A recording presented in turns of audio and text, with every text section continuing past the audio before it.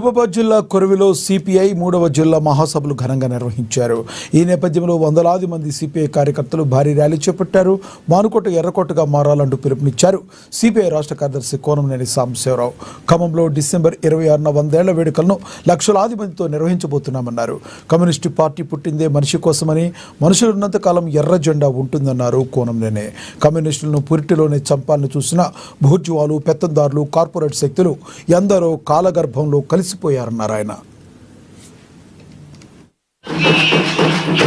చట్టాలని ఎవరు అనరు, ఒక్కళ్ళని అంటారా? కమ్యూనిస్ట్ పార్టీ ఎర్రజెండా చట్టదని అనేవాళ్ళని చూడండి. మొన్న కేశవరావు చనిపోయాడు. ఏ కేశవరావు?